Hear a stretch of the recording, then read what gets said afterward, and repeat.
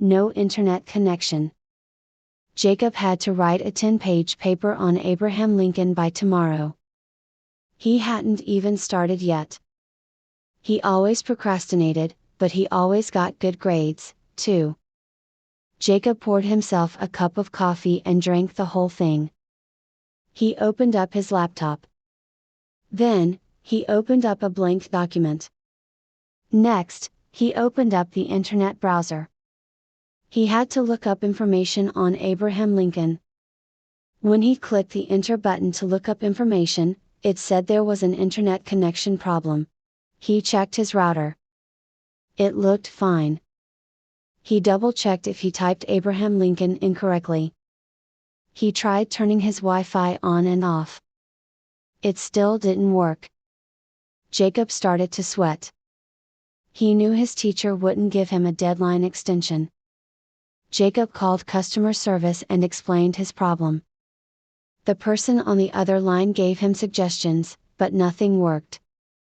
Jacob talked to the person for about an hour and then gave up.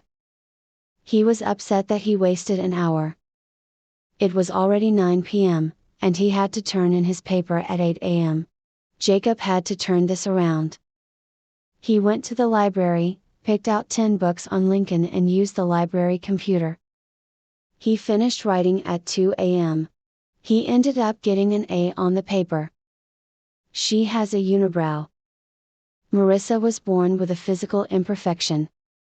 She has a unibrow. A unibrow is one long brow. Most people have 2 eyebrows. People make fun of her for having a unibrow. A lot of people don't want to be friends with her. She does have 2 good friends though. Heather and Joe are Marissa's best friends. They accept Marissa for who she is. Heather was approached by the Popular Kids. The leader of the Popular Kids was Amy.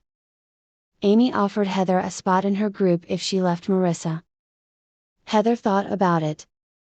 Although she loved Marissa, she always dreamed of being popular. She told Amy that she had to think about the offer.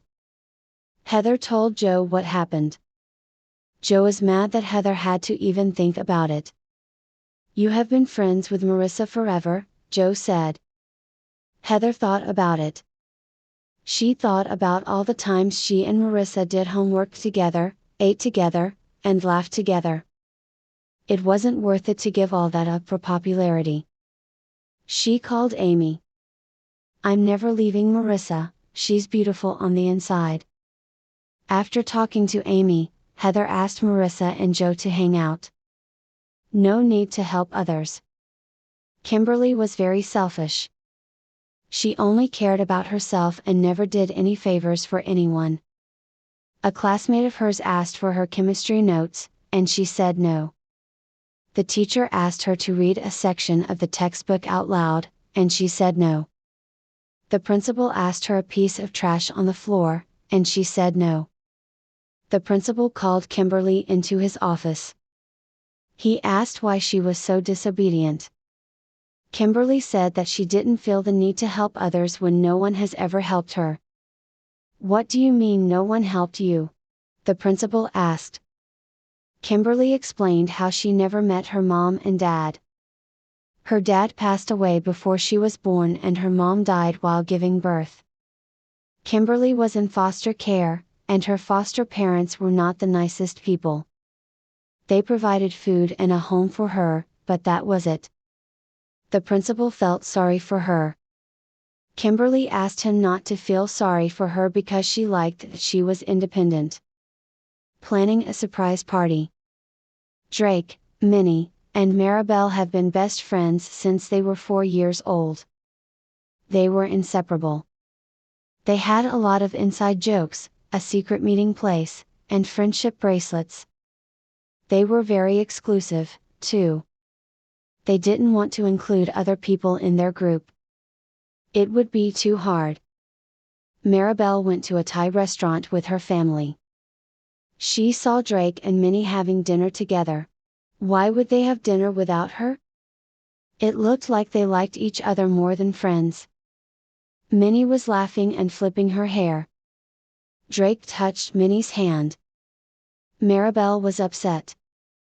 If they started dating, she would be out of the group. At school, Maribel confronted Drake and Minnie about it. "So, when were you going to tell me you two are dating?" Maribel said. Drake and Minnie nervously looked at each other. "We're not dating. We never would," Drake said. "I saw you two at the restaurant last night," Maribel said. "Well, we didn't want to tell you, but we were planning a surprise party for you. That's why we didn't invite you to eat with us," Minnie said. Maribel felt bad that she ruined the surprise. College admissions. It's hard to get into college these days. It used to be a lot easier. Now it's even not enough to get good grades. You need to have good grades in advanced classes. You need to do some extracurriculars. Extracurriculars are activities you do outside of class, such as playing basketball, playing the violin, singing, and more. You need to have a high score on the SAT or ACT. The SAT and ACT are used to test what you know. They both have questions on various subjects. You need to have some leadership positions. It is not just enough to be a member of a club. You need to be the president or the vice president. You also need letters of recommendation, letters in which your teachers, coaches, or bosses write about your abilities and personality. It also helps if you won some awards. It shows that you can achieve something. You also have to write good essays that show who you are as a person. Colleges want people who have interesting personalities and stories. Students with good grades but boring essays will not get into the college of their dreams. Students should not be sad if they don't get into the college of their dreams. They need to know that getting into college is tougher as years go by.